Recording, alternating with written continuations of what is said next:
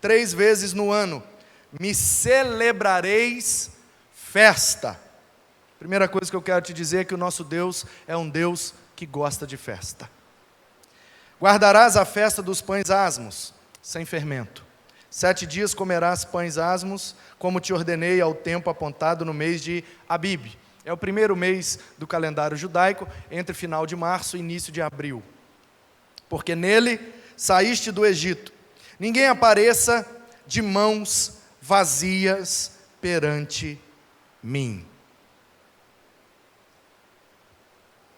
Nesse momento da lei de Moisés, os 5 primeiros livros da Bíblia são chamados e conhecidos como Pentateuco, depois que foram traduzidos para o grego na Septuaginta, que é a versão dos 70, passaram do hebraico para o grego. Então os 5 rolos, os 5 primeiros livros da Bíblia, que na antiguidade eram rolos, então foram chamados em grego de Pentateuco. Penta é 5 e teucos, rolos. Mas os judeus não chamam os 5 primeiros livros da Bíblia de Pentateuco, eles chamam de Torá, que é lei em hebraico. Portanto, Gênesis, Êxodo, Levítico, Números e Deuteronômio pertencem à Torá, o que é conhecido pelos judeus como a lei de Moisés. Ele escreveu, ele foi usado por Deus. Há controvérsias de que não foi ele que escreveu, controvérsias à parte, e o que eu percebo é que a mensagem desse texto é verdadeira e inspirada, e continua sendo verdade 3.500 anos depois que foi escrito. Esse versículo que você acabou de ler comigo, foi escrito há cerca de 3.500 anos atrás. E continua sendo verdade até hoje. Deus não gosta de ninguém de mãos vazias. Quando eu era adolescente, eu conheci uma peça de teatro. E eu participei dela por várias vezes. A última vez que eu participei dela, eu fui representando na peça Jesus. E eu me lembro que eu usei o clássico figurino de Jesus nas peças de igreja. Aquele roupão branco com uma faixa vermelha de lado. Esse é o Jesus dos teatros dos crentes. Sei de onde tiraram isso, mas enfim. E aí eu me lembro que no decorrer da peça e no final tinha uma música. E uma irmã muito querida dançava aquela música. E a música demorava acho que quase uns 10 minutos. E eu, como Jesus na peça, tinha que ficar no final com as mãos estendidas. As 2 mãos estendidas e ela dançando. Eu em cima assim da plataforma. Sim, isso aqui é plataforma, tá bom? Não vou chamar de palco, para ninguém achar que a gente está querendo fazer show. Mas também não vou chamar de altar, porque a gente não sacrifica nenhum bicho aqui em cima não. Porque o Cordeiro foi sacrificado na cruz do Calvário. O último altar que existiu na história da humanidade foi a cruz do Calvário. Ali foi sacrificado o Cordeiro, de uma vez por todas. Isso aqui não é altar não, irmão. Isso aqui é uma plataforma para todo mundo ver o que a gente faz aqui de maneira mais tranquila. Ok? Porque não faz sacrifício aqui. Altar é lugar de fazer sacrifício. A gente não faz sacrifício aqui. A gente está aqui por causa do sacrifício que foi feito por nós. Posso ouvir um amém? E aí eu com as mãos estendidas assim em cima da plataforma e ela dançando ali embaixo, e a minha mão foi pesando, e 10 minutos, e 15 minutos, e minha mão foi pesando, eu comecei assim e terminei assim, ó, com o ombro todo duro. Nunca mais esqueci dessa peça. Nessa peça, a situação, contexto do roteiro, é que Jesus voltou. Aconteceu a segunda vinda, igual aconteceu na Record aí esses dias. E o povo ficou doido. Eita! E agora? Foi arrebatado, sumiu o povo. E para onde foi? De onde veio? Como é que faz? Tá. Fica esperto, hein? E aí, Jesus voltava e as pessoas começavam a se apresentar diante dele. E ele dizia: fulano, apresente-se diante de mim. Uma espécie de julgamento, né? Mostre-me as suas mãos. E aí a pessoa vinha, e tudo que ela fez, e fez isso, fez aquilo, blá, blá, blá, blá, blá, blá. servo bom e fiel, pode entrar, tal, ia para o céu. E aí assim ia, né? O intuito da peça é mostrar que a gente tem que servir a Deus, se envolver com a obra, fazer alguma coisa e dedicar nossa vida, nosso talento, nosso tempo, tudo que temos e tudo que somos. No final, uma personagem apresentava diante de Jesus de mãos vazias. E ele então não gostava e dizia: aparte-se de mim, texto bíblico, né? Maldito, afaste-se de mim, não te conheço, mas Senhor, não sei o que, tchau. E aí, fechava a porta lá e ficou de fora da eternidade. Mãos vazias, nunca mais esqueci dessa peça. Agora, controvérsias à parte, eu acho essa peça um pouco controversa, porque não sei se realmente, biblicamente falando, vai ser dessa forma, ou precisa ser dessa forma, mas eu creio que a motivação de quem escreveu essa peça é exatamente colocar para a igreja de uma forma ilustrada a verdade desse texto.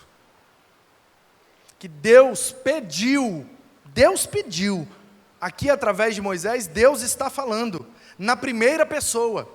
Final do verso 15 aí, a parte B, diz: porque saís do Egito, ninguém apareça de mãos vazias perante mim. Não é perante o Moisés. O mim aqui não é o Moisés. O mim é Deus. Ninguém apareça de mãos vazias perante Deus. Nesse contexto aqui, não podia ir de mão vazia, por quê? Porque era uma festa americana.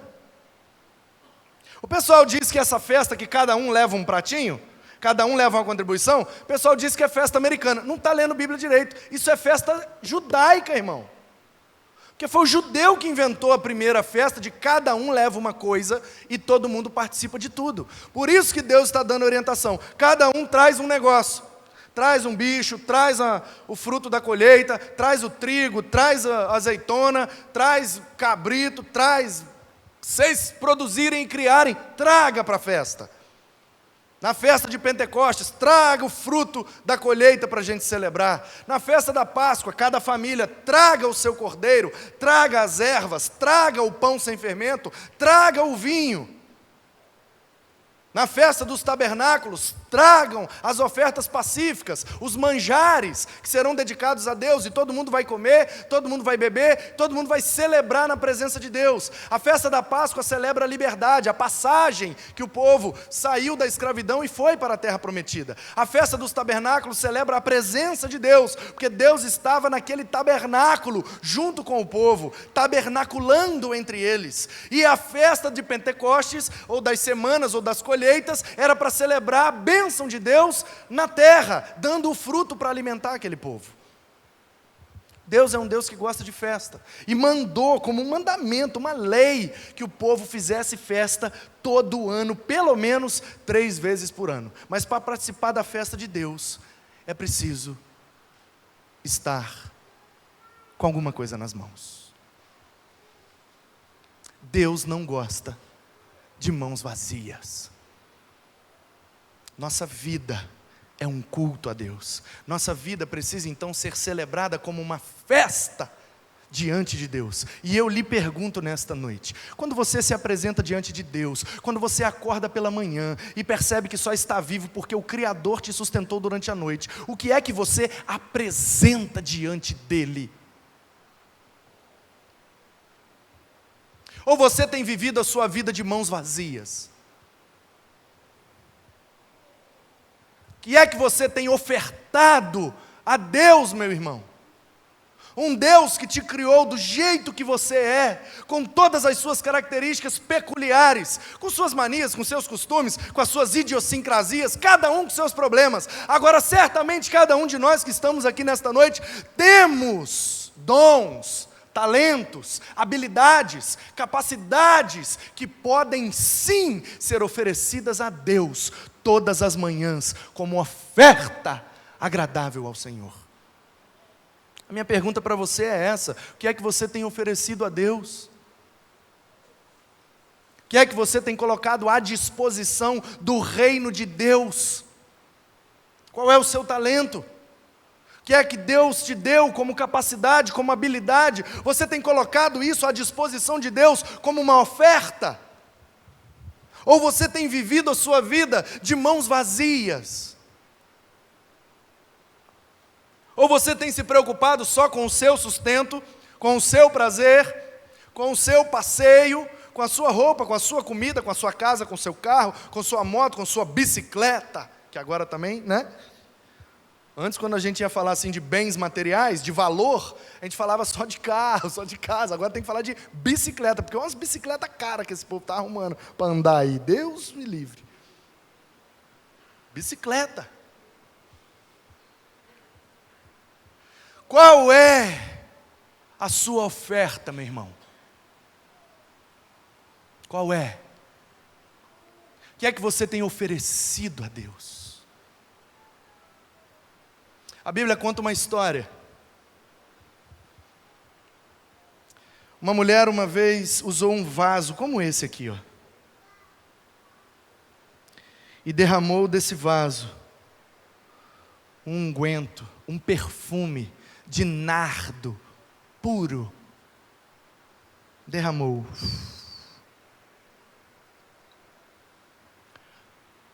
Uma oferta preciosa. Lá em Mateus, no capítulo 26, diz que Jesus estava em Betânia, na casa de Simão,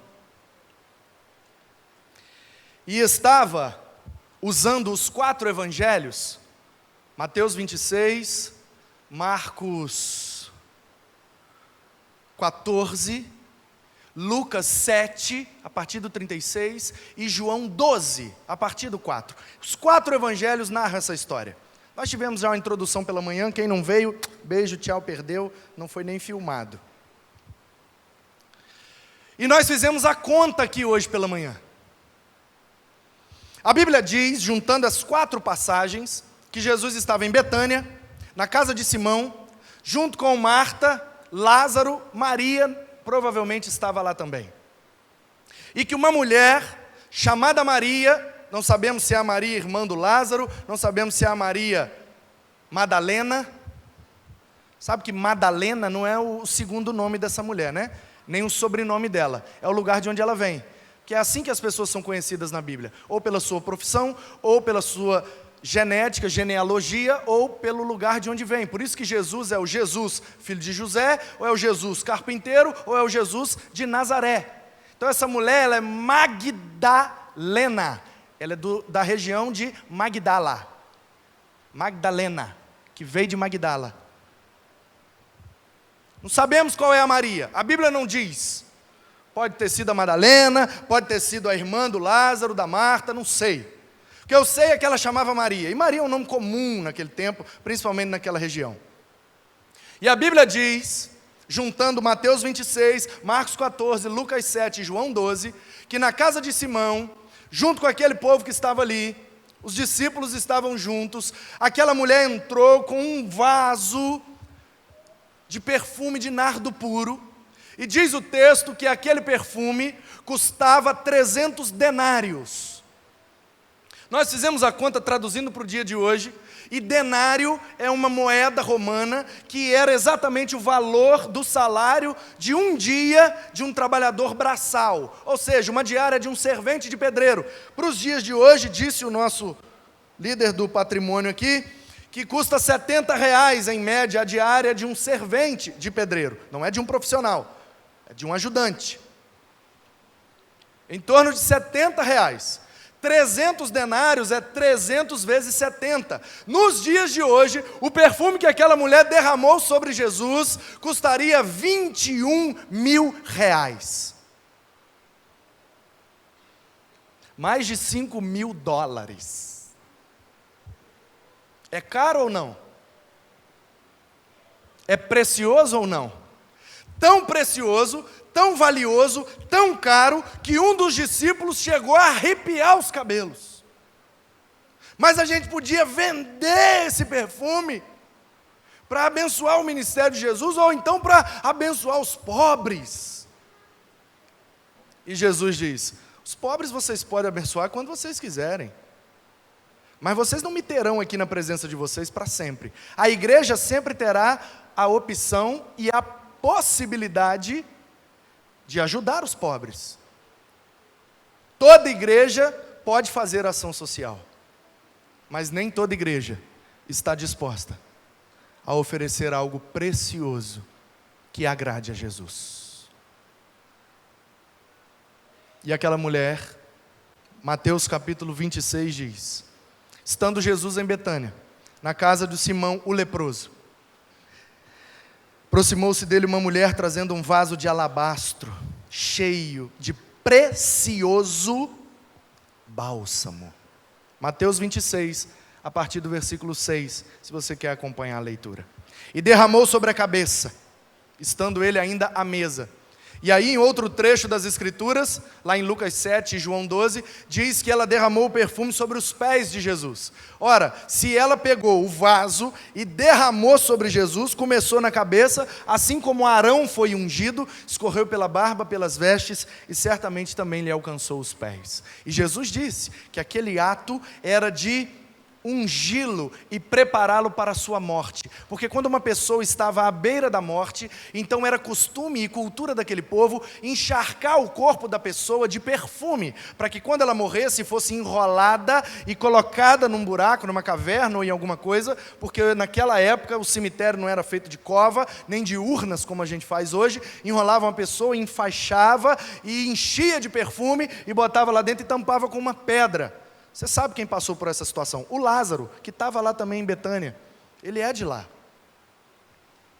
Então Jesus está dizendo que aquela mulher está já preparando o corpo dele para a morte.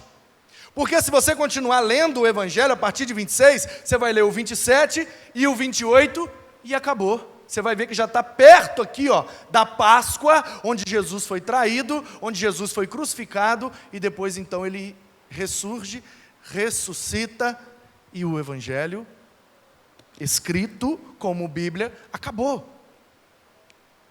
Portanto, já está no final. Jesus está aqui às vésperas de se sacrificar, de se entregar. E aquela mulher derrama sobre ele uma oferta preciosa, um precioso bálsamo, que traduzido para os dias de hoje, seriam 21 mil reais, em média. Algumas pessoas, de forma carnal, fizeram conta de quanto custava aquele perfume. Mas Jesus não fez conta do preço do perfume. Jesus viu a motivação daquela mulher. Uma motivação sincera. Um desejo puro, simples e genuíno de entregar tudo que tinha diante do seu mestre. Eu me lembro também de uma outra mulher que entregou tudo que tinha. Essa, a Maria, que nós acabamos de ler, um pouco da história dela, e eu já te disse onde está na Bíblia. Essa mulher entregou uma coisa cara, entregou um vaso de bálsamo, de unguento, de perfume, de nardo puro. Era o 212 VIP da época. Um unguento, bálsamo de nardo puro, é o perfume mais caro que existe. É o Herrera da Palestina. Só que a Bíblia conta uma outra história e está lá em Marcos 12. E se você quiser ler comigo, acompanhe aí comigo. Marcos capítulo 12. O verso é a partir do 41. Olha o que é que diz. Marcos 12, 41. Assentado diante do gasofilácio. Sabe o que é gasofilácio? É uma espécie daquilo ali do nosso celeiro. Aliás, glória a Deus, hein? Que coisa maravilhosa. O celeiro está cheio hoje. Bênção. Essa semana famílias vão ter o que comer. Louvado seja Deus. Gasofilácio, a caixa onde se depositavam as ofertas. Lá no templo de Jerusalém. Assentado diante do gasofilácio, observava Jesus, Marcos 12, a partir do 41, quem está acompanhando. Jesus observava como o povo lançava ali o dinheiro. Ora, Muitos ricos depositavam grandes quantias. Vindo, porém, uma viúva pobre, depositou 2 pequenas moedas. 2 pequenas moedas, correspondentes a 1 quadrante. Ai, meu Deus do céu. Você sabe o que é 1 quadrante? Seria hoje em dia mais ou menos 1/8 de centavo. Seria naquele tempo 1 denário, que já é uma das menores quantias, porque é a diária de um trabalhador braçal, dividido por 4, 1 quadrante, que naquele tempo representava pouquíssimo. Seria hoje, irmãos, as 2 moedas, hoje seria correspondente assim a 2 centavos, porque não tem moeda menor do que 1 centavo. Aliás, nem moeda de 1 centavo está circulando mais, né? O dinheiro está tão... Aí a situação qual é?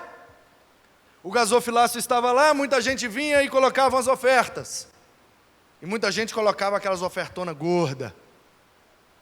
E aí veio uma dona, viúva. Viúva, o texto está lá em Lucas 21 também, essa passagem. E eu gosto da Bíblia porque ela não deixa escapar nada quando nós estamos atentos na leitura. O texto diz que ela não era somente uma mulher, mas ela era viúva. Isso significa que ela não tinha nenhuma fonte de sustento, porque naquele mundo, naquele contexto, naquela cultura, as mulheres são extremamente, completamente dependentes dos homens. Nessa cultura, nesse contexto, mulher não trabalha, mulher não vai na sinagoga, mulher não assume cargo nem político, nem de liderança, muito menos religioso. Então, quando uma mulher não é sustentada pelo marido ou por um filho, ela não tem fonte de sustento. Muitas se entregavam à prostituição ou se tornavam mendigas. Viviam do resto das colheitas. Restinho de espiga, de trigo, de milho ou de qualquer outra coisa. E essa mulher tem 2 moedinhas, que não valem praticamente nada naquela cultura. E ela é viúva, ela não tem uma fonte de sustento. Muito provavelmente ela não teria comida em casa quando voltasse.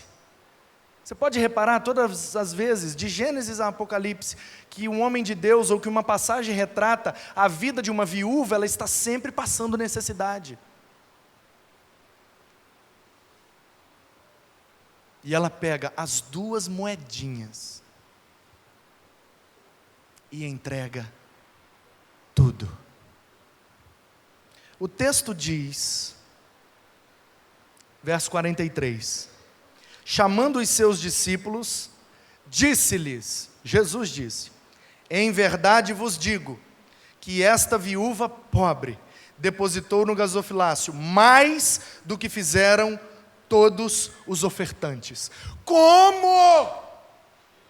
Se o texto já disse que os outros eram ricos e depositavam grandes quantias, a mulher deu 2 moedinhas das menos valorizadas, como que ela entregou mais do que os outros? E Jesus explica no verso 44, porque todos ofertavam do que lhes sobrava, mas a mulher, da sua pobreza, deu tudo que tinha. A preciosidade de uma oferta não está no seu valor monetário, muito menos financeiro ou econômico. A preciosidade de uma oferta está na profundidade de sua entrega.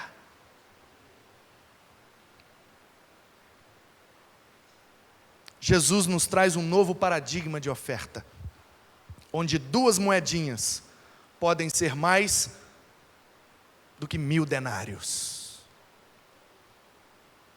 Porque tudo depende da motivação, da sinceridade e da entrega. Certa vez um pastor, história verídica, não vou citar o nome nem do pastor nem da igreja, porque não tem autorização, mas história verdadeira, que se passou na cidade de Belo Horizonte, em Minas Gerais, há uns 15 anos atrás, mais ou menos. O pastor estava na igreja com uma obra, construção de um grande templo, um desafio enorme para aquela igreja. E então, o pastor estava lá num dia de semana à tarde, junto com os pedreiros, envolvidos ali na obra, e de repente ele recebe a visita de um irmão da igreja, um membro da igreja, empresário, que chegou lá: e aí, pastorzão, como é que está a obra?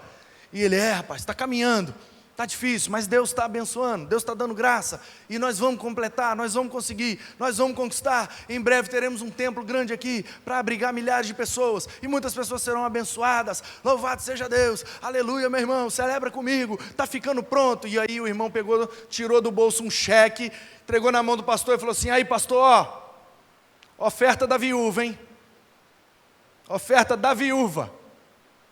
O pastor pegou o cheque, olhou o valor, botou no bolso: oferta recebida com sucesso. Mas eu preciso lhe dizer, meu irmão, essa oferta não é da viúva, não. Pastor, você ouviu o valor que está escrito aí no cheque? Claro que eu vi, meu irmão. Então se o senhor não quer receber a oferta, o senhor me devolve. Que isso, rapaz? Mané, devolve? Isso aqui já era, já virou cimento, ferragem, pedreiro, acabou, aqui não tem oferta mais não, isso aqui já foi. Então como que não é oferta da viúva? Olha o valor dessa oferta, pastor. E ele disse: é muito boa, é generosa, louvado seja Deus pela sua vida, meu irmão, mas não é da viúva não. Como não é? Se fosse da viúva, o senhor traria aqui a raspa da sua conta bancária, as escrituras de suas casas e terrenos, e o contrato social de sua empresa, passando tudo para o nome da igreja. Isso seria a oferta da viúva, entregar tudo que tem. Oferta da viúva não é preço, oferta da viúva não é valor, oferta da viúva é entregar tudo que tem. Você que me ouve, tem coragem de raspar a sua conta hoje, pegar tudo que você tem, todos os seus bens, seu carro, sua moto, sua bicicleta, a escritura daquilo que te pertence, suas roupas, seus tênis, seus calçados, trazer e entregar no projeto, falar: pode vender tudo no bazar. Nossa, mas nós vamos vender uma casa no bazar? Vamos vender, tu pode entregar. O que apurar disso aí, pode ficar aí para o projeto, para a igreja, para a obra de Deus, está aí, está tudo aí. Eu não tenho essa coragem. Você não tem essa coragem. Então nós precisamos entender que quando se fala de oferta, não está falando de dinheiro. Quando se fala de oferta, está falando de vida. Vida. Porque a oferta lá de Êxodo, que Deus pediu do povo, era um cordeiro, macho, de 1 ano, sem mácula, que estando vivo, seria sacrificado, para ser oferecido a Deus. Deus não gosta de ninguém com mão vazia, e Deus não gosta de oferta morta. Deus gosta de oferta viva. Para terminar, vamos ler Romanos 12. Sermãozinho temático aí para quem estava com saudade.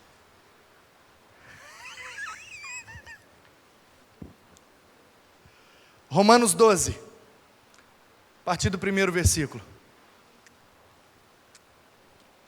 Rogo-vos, pois, irmãos, pelas misericórdias de Deus, que apresenteis o vosso corpo por sacrifício vivo, santo e agradável a Deus, que é o vosso culto racional.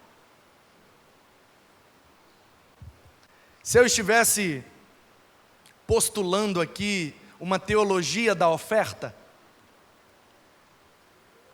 começaria pela lei da primeira referência. Qual é a primeira referência na Bíblia em que isso aparece? Já lemos lá em Êxodo.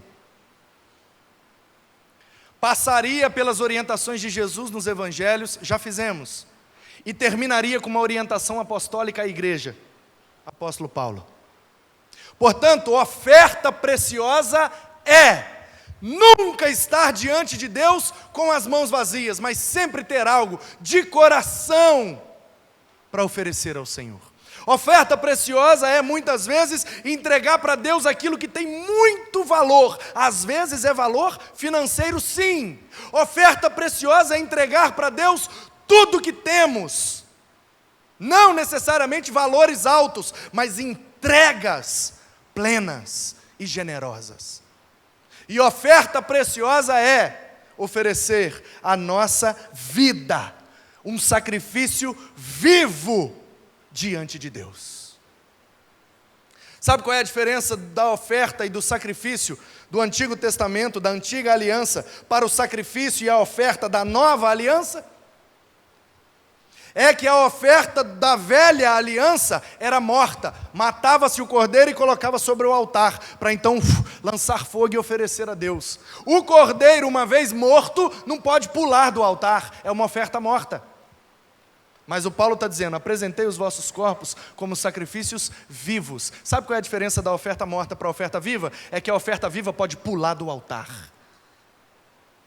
Pode não desejar o fogo de Deus, pode não desejar o sacrifício de Deus, pode não desejar a vontade de Deus para ele. Não, isso aqui é compromisso demais, isso aqui é muito, não, isso aqui eu não dou conta. Ai, e Deus está vindo e eu preciso me oferecer como oferta, mas eu não tenho coragem, eu estou com medo, eu não quero abrir concessões. Ai meu Deus, essa área da minha vida eu não quero sacrificar, essa parte do meu caráter eu não quero comprometer, eu não quero oferecer tudo para Deus. E quando Deus vem para receber a oferta, a gente pula do altar e continua vivendo as nossas vidas do nosso jeito.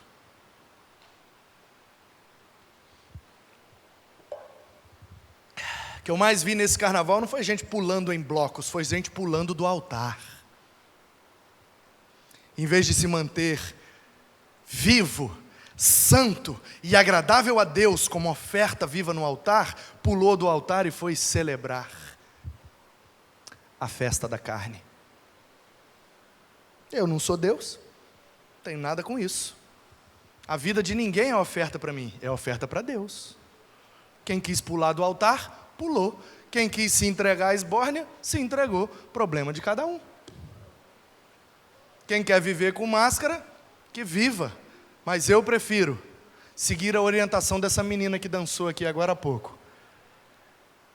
E viver sem máscaras, sem fantasias. E viver no altar, ainda que o fogo queime, ainda que o sacrifício seja desgastante, ainda que eu tenha que abrir mão de muitas coisas, eu não vou pular do altar, porque eu quero ser uma oferta preciosa para o meu Deus. Talvez você está aqui nessa noite e não tem tido uma vida de oferta a Deus. Você não tem oferecido para Deus aquilo que Ele merece de você. Ele quer o seu coração, Ele quer sua vida, Ele quer o seu viver, Ele quer seus dons, Ele quer seus talentos, Ele quer também o seu dinheiro.